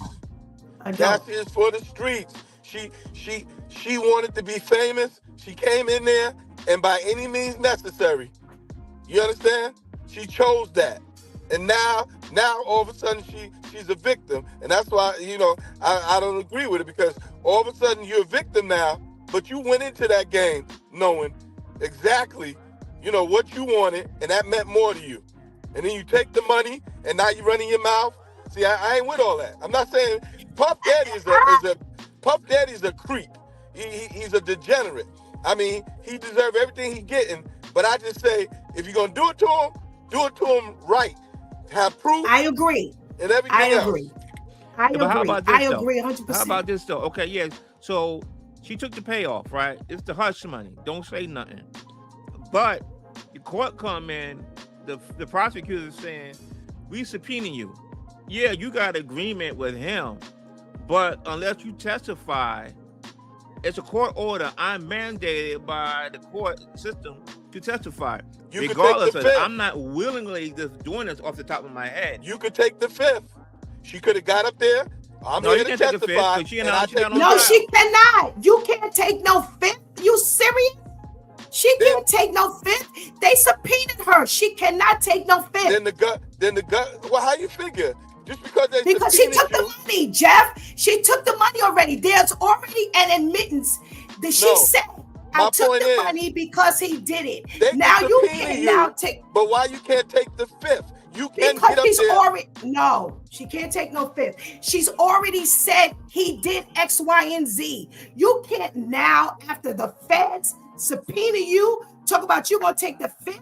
She has her own legal problems after that. You gotta be kidding me. No, she can't take no fifth.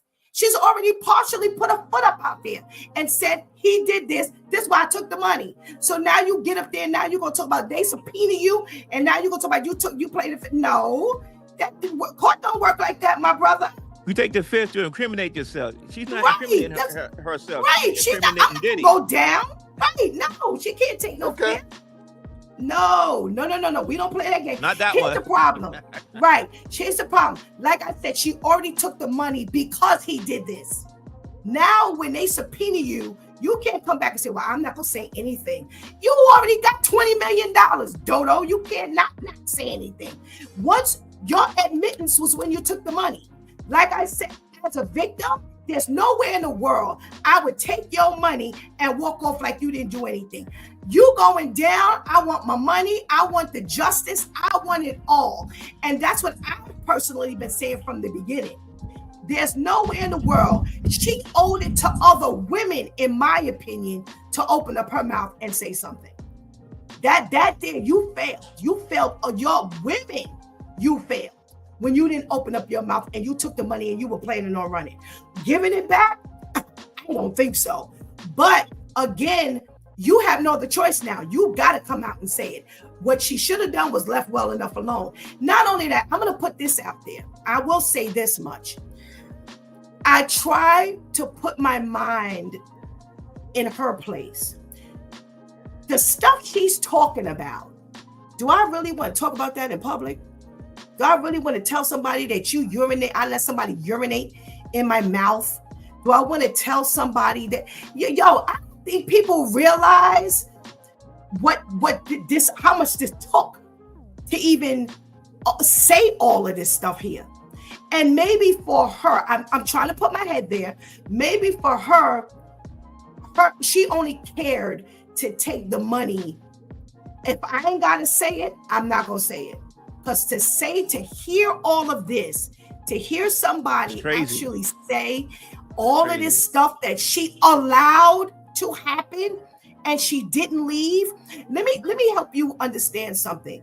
One of the biggest things you do as a victim is ask yourself, why didn't I leave? People beat you up about this all the time, but you yourself all the time. Why the hell did I stay? I'm putting it straight out there. This is something you beat yourself up about. Now, I'm going to willingly sit out on an open. This is for the world. She could never undo this stuff now. And maybe for her, it was like, I'm going to take my money and I'm going to go. If he's willing to shut up about it, I ain't saying all of the stuff that I had to do. I'm going about my business with my $20 million. As much as me, even as a victim, is saying that she owed it to others to speak up. I try to put myself in the position of, I ain't went through none of this stuff. I didn't go through it. This stuff that she's describing and she's attesting to, this is a lot to be able to say. And I don't think a lot of people are kind of putting themselves out there like that and saying, this woman got to walk around with this for the rest of her life. having had to say all of this stuff. And that's a lot. That's a lot to eat. But we're going to be out of time soon. But it was fantastic. Thank you so much. Thank you so much for taking us into a thought-provoking weekend. We pray you have a wonderful, wonderful weekend. All right, you too. Take care. Thank you. Oh, we got a lot of stuff going on in this chat room. They're proven he has paid for sex workers to come from different states to have sex with him and Cassie. Anika says, that's crazy. Shanti says, they have uncovered the original tape. The one they initially showed was an edited version. Before the tape, he swore up and down he never hit her. Then the tape surfaced and he came out with that apology, that whack apology. No, she never signed an NDA. Why would she now give the money back? It wasn't hush money. There was no NDA. She pursued a lawsuit. There's a little wiggle room where you can take the fifth, but it's still risky. Yeah, you're right. You can take the fifth. And now you in trouble. And for a person who has gone through what she's gone through, she may have come out with $20 million, but if she never spoke about this thing, she has to live with this for the rest of her life. If nobody knew, if there were no tapes that surfaced, if none of these people testified, if Diddy himself never said he did anything, if she never even told her husband, she has to live with this for the rest of her life. Can you imagine knowing, even in and of yourself, that you allowed this stuff to go on? And it's one thing to allow you to beat me. It's another thing to allow all of this nasty, perverted, convoluted stuff to take place. And I went back. She will never, ever, ever be able to live that down, even in and of herself. So it's very easy to sit on the outside. Many times I've said, why do these people, why do they wait years to come out and say all of this stuff? You lessen your case when you wait 35 years, 30 years to say all of this stuff. And this is R. Kelly's people. This is Cosby's people. This is Harvey Weinstein's people. These are Diddy's people and many other people. I've talked about my own personal abuse, but I've given a lot of detail. I've given some surface stuff, but there's some things that I've never talked about. And it is nowhere near, oh my gosh, it is nowhere near this. And there are times that I think of these things, even in my alone time, or if I see something on TV, or if I hear something, it doesn't leave my memory. And I have forgiven the person. I've given him a hug. I've given him a hug and a kiss. I've literally told him, I love you. I've forgiven him. But that doesn't wash away what I feel about Stephanie, what I think, what I remember. It doesn't wash away. I think about, if I didn't forgive, then what would I be left with? That's big. Forgiveness, they say, is for you, and it frees you. Well, I gotta tell you, in this particular arena, it ain't but so much freedom. You and I have no malice when I remember these things, but there are times when I think about some of the things and I just cry. I have fibromyalgia, and that is due to blows to your body. And I think about that. I think about, am I suffering 30 some odd years later for abuse, for physical abuse I took back in the 80s? I think about that. Did that start the trauma? And I did a research, and they said that children who have experienced child abuse go through that's child abuse, go through physical repercussions later in life. doesn't say. Remember now, it's abuse, it's striking, blows to the body. And I've had blows to my body as an adult, but I was an adult and a young person back then when I took a lot of physical abuse. And I wonder many a day, was that the preliminary? Was that the prelude? Was that the beginning of what I'm experiencing now and what I will experience for the rest of my life? You know, this fibromyalgia gets worse. I never realized it was stages to this, that once you have it, your body declines. And I've seen a decline in my own body.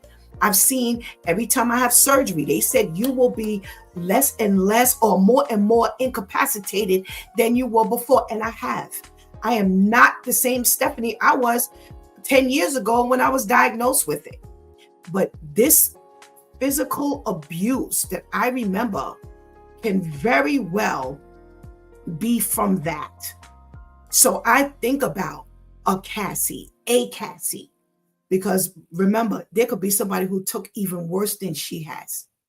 She willingly has accepted and did those things. Imagine those who have been sex trafficked and had no say in what they dealt with. So this is huge. There's a lot to this. A lot of wings and tentacles, a lot of legs to this here. So we need to keep all of these individuals, including Diddy, in prayer, because there's got to be some sickness. It's not just about money and power. It's bigger than that. It's much bigger than money and power. It's not no mental illness. There's an evil. Remember, we are born in sin and we are shaped in iniquity. And the things that we go through in life only fuel what we either do or don't do. You make the decision. Only you can make the decision. You've been watching It's Due Time with Pastor Steph. Join us Monday through Friday from 7 a.m. to 9 a.m. where we discuss matters of the heart, mind, and spirit. As you go through your day, be sure to set your mind on things that are above, not on things that are on the earth. They will only serve as a distraction. Remember, prayer changes things. It's Pastor Steph signing off, and I want to thank my Due Time crew, the men, for always coming through big time and sending us into a thought-provoking weekend. Thank you for keeping that chat room alive and jumping. Please do not miss this opportunity to give Christ your life right now. Please do not miss this opportunity to develop a relationship with the Lord right now, because later is not promised to any of us. Until Monday, God spares, where it's shaking the Monday morning blues all over again. Until then, I love you.